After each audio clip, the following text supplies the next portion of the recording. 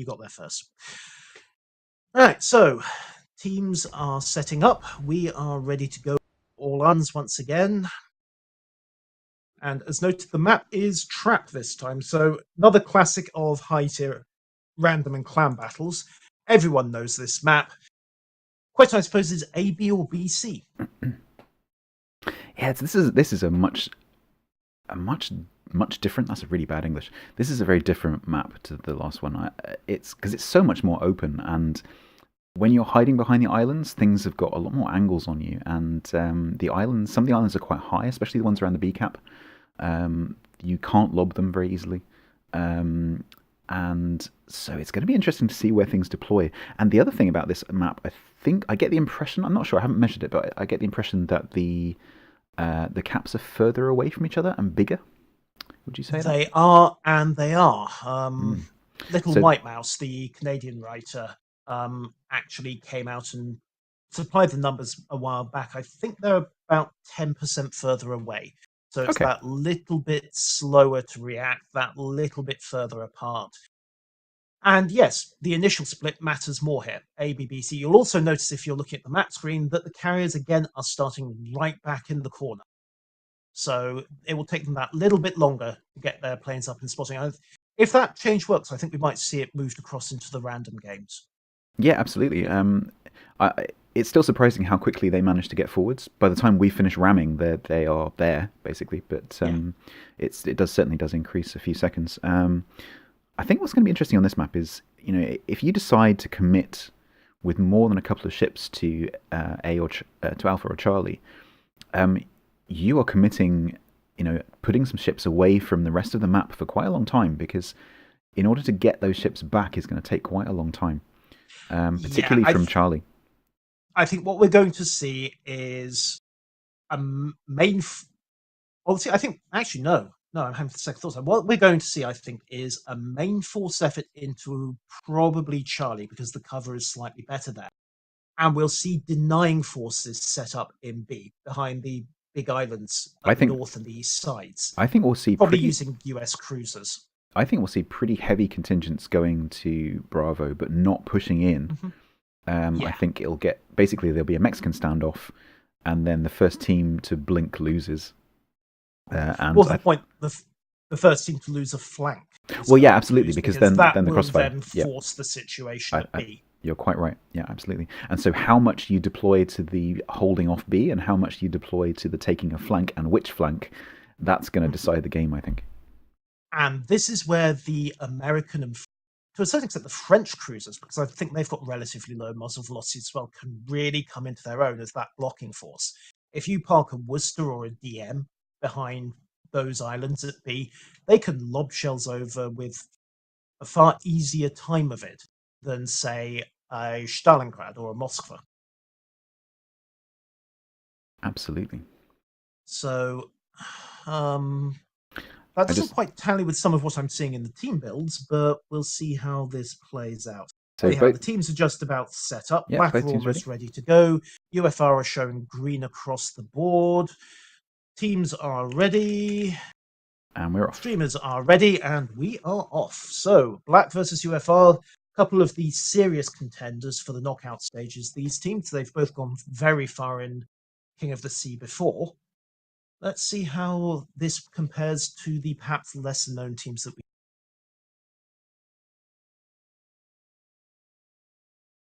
Okay, also interesting, Midway v Hakuryu split again.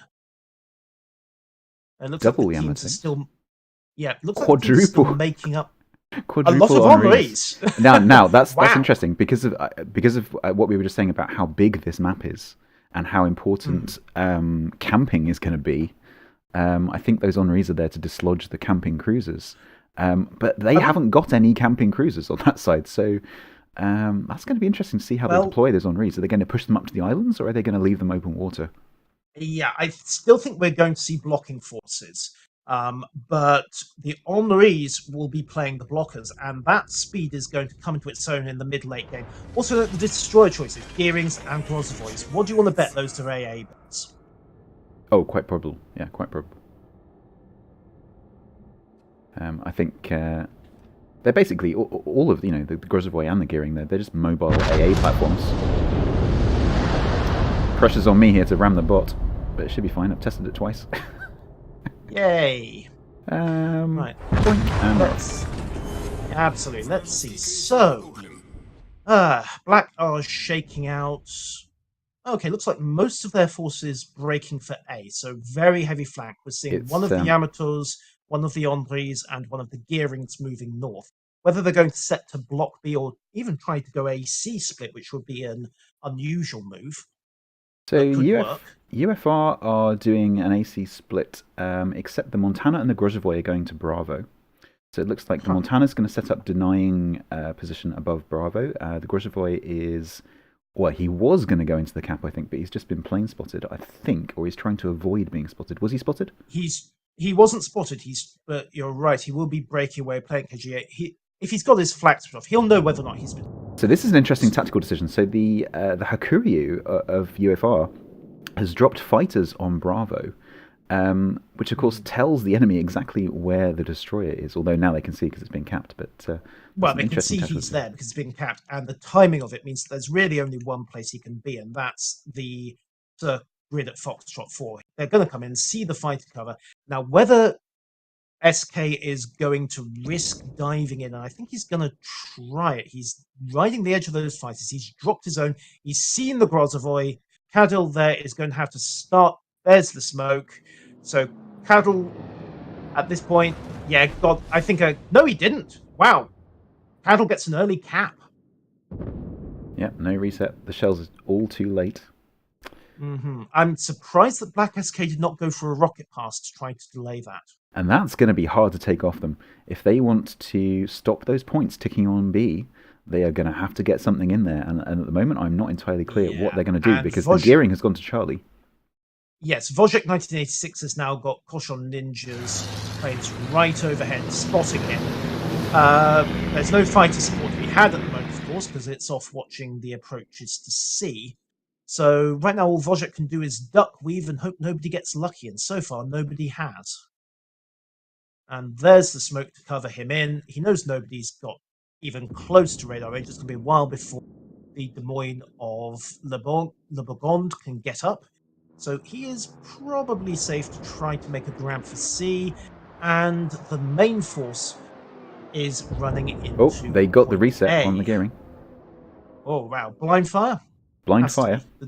There's no way the Des Moines has the range. So that's a bit of a ding for...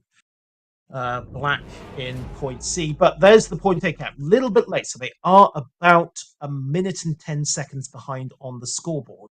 But they are going to keep. Can nail that cap. They're going to keep dropping random. They are going to keep trying. They are going to keep trying.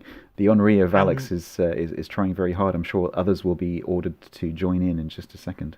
Indeed, and I must admit, there's not that much smoke that Wojciech can hide in, so.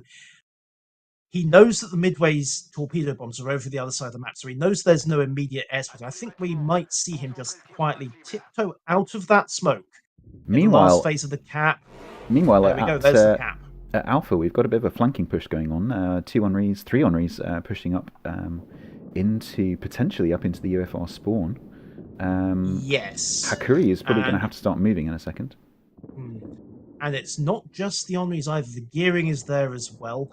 And the Yamato has cut the corner and is coming up through the AB gap in order to try to get some shots there. Problem is, Black have to be a little cautious because they don't know where the Grozavoy is at the moment.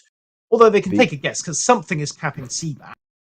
That's actually the Minotaur and a Des Moines. The Grozavoy is heading back towards Bravo. I think to provide some preemptive control of Bravo. Before the Gearing arrives, because presumably the Gearing is heading towards B. The Gearing is looking that way. I'm not sure whether he's going to Bravo because Bravo, or whether he's going to Bravo because he's looking to get round the Henris and maybe onto the Montana. Where is the Gearing? Where is the Gearing of Coe at the moment? Oh, we can see him. I can see him. Sorry, not Coe. Wojciech's running south, and Gelida is pushing northeast. He is actually pushing into B. Okay, so, that's where I expect him. There goes the first serious blood of the game. Coy's Henri goes down as to the Montana. Suddenly, Mortimer and Bomber aren't looking quite so confident. They've got two Henris opposite them in a mirror match, and the moment they push any further forward, Etivaz is going to say thank you very much for that broadside. Yamato of UFR just pushing into Bravo ahead of the or behind the gearing. Mm-hmm.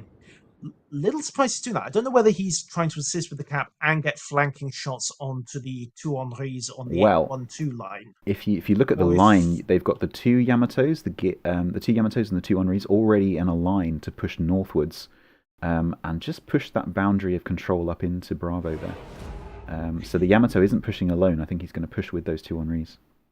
Yeah, he might get a bit of cover from the gearing. He certainly got Gelida acting as a close scout, giving him that few extra seconds warning. But again, the kicker is the Grozavoy, because his exit options out of B are limited. He either goes through that very narrow channel at the north, he goes through the wider one at the northeast, which means running broadside to a lot of cruisers as he does so, or he goes northwest and takes himself out of the main fight for a while. I think we might see Black sit back here. They've got 2 control points. They've got a lead on score projection, 752 to 1215. I think they're going to go passive for a bit. Judging by the massive amounts of map pinging going on my side, on the UFR side, on Bravo, I think UFR have just been given the order to push into Bravo. We'll start to see them moving now. Yeah, we're starting to see manoeuvring like that as well. Elidre has turned back into Bravo. Mayor has made his turn as well. There's the Grozavoy of Cadil running the flank, looking to harass Henri of Mortimord at Alpha. Is he in trouble? He is under fire. 3,000 health left. Is. He's getting focused down there, looking for a fire, I think. I'm just hoping they can bounce. But Mortimord's backing off. He knows his best option is just to try. I don't know whether he's accepted his fate. No, he's trying to do a 3-pointer behind the island. He's going to try and get in behind the island. I don't think he's going to make it. Shots out from Elidria. Yeah, I think he's popped his engine boost. That's engine boost smoke. That was a good dodge. He's dodged the Montana shells as well. And he gets a heal in. He's deflated. He is safe briefly. He can take a break. He can still put some fire into B. UFR calling the focus on Mortimord. Yeah, I'll bet they are. Henri may still have a shot. Maffler may still have a shot. I don't think. Nope. They had the shot, and if those shells had come down a second earlier, they might have hit. But now Mortimord is tucked in. He's deflated. Grozavoy looks like he's pushing forward to get the torps on him. He can take a quick breather and change his underwear, but I don't think he's going to be able to stay there for long. Wow. Grozavoy has torps out on Mortimord. And interestingly, look at the way UFR is setting up north of B. I don't know if they're actually going to try rushing the gap, or if they're just setting back to pound the Yamato and soften Ufun up a bit first. Whatever they're going to do, they mustn't wait too long, because the Yamato below Bravo looks like he's pushing up towards Charlie. He could cause some problems with a crossfire there. Ufun, maybe. What's interesting, not Ufun, is the other one, Russi. Easy Russi is not moving. In fact, he's reversing. Oh, okay. He is backing up. I think they're quite content to deal as much flanking fire as they can. I thought maybe they would hold back and deal with Alexei Luke first. But Mortimord goes down. I think it was the Henri shells that caught him when he maneuvered out of cover. I think he was trying to get into position and just showed a bit too much broadside there. So Bomber 221 is looking for shots on Elidria. Doesn't get them, but Elidria, similar to Mortimord, is going to have to back off and make repairs for a bit. And UFR seem to have stalled. Yeah, I thought they were going to push in, judging by how they were pinging them up. But I think they're just hesitating as to when to go through that gap. Basically, they're looking at going over the top, essentially, and they're hesitating. And ironically enough, that's probably the worst thing they could do at this point, because they have a points lead technically. They have a health lead technically, but because Black have got those 2 control points, Black have 5 minutes to scoring out. UFR are almost 8 minutes to scoring out. So someone's going to have to brave the machine guns at some point. Minotaur's just done a drive-by torping of Bravo, hoping to probably hit the gearing, I'm guessing, if he's in there somewhere. I'm guessing he's He not. is, but Oh, okay. those torps are going in. I would be more inclined to regard those as rolling the red carpet for a charge. But it depends on how. Well, they're all pointing the wrong way for a charge, so I don't. Right. Oh, So the Des red Moines. carpet Des Moines is just is starting laid to down. move forward. Maybe Lobogond is just starting to move forward. Yeah. Oh, Maya goes down, but he might have taken black with him. The A flank might be about to completely collapse. Bomber Wait for rapidly it. losing Wait health for here. it. There's fight. Yeah, bomber's going down, and that will be a kill to the the Akuryu actually. Kill steal. Oh, there's no such thing. Kill secured. So I don't know if Cadil knows it, but he has actually now got a clear path to the enemy midway. He certainly knows he's got a clear path to point A. The midway was just briefly plane spotted then, so he does know he's there. Right. See. So I think. But I think Cadil. I think Cadil's been ordered to move towards Bravo and try and get torps on the Yamato. By the looks of it, he is full steam towards Bravo at the moment. And there is a push beginning. UFR, yeah, I was going to say, have UFR screwed their courage to the sticking point? Maybe, but Burgon showed too much Citadel coming out that turn. He's lost half his health in one fell blap. Cadil is not going for the run on A. He's going north. And Yufun is... No, Cadil is currently being harassed by planes. I think he's just going to wait until he's shaken those off. He won't want to go too close to the Yamato shells. But Yufun is coming under massive fire here from at least 4 ships. Yeah, they're going for the crossfire Yufun. I think they've decided that simply going for a frontal assault is the way to go. But while we're distracted by B, over on C, Wojek has tiptoed back into the point. So it's now a jammed scoreboard almost. And King Kimot and Alexiloop, I think, might go for a mutual kill here. Kimot certainly is going for the ram. Yeah, he's going to get that.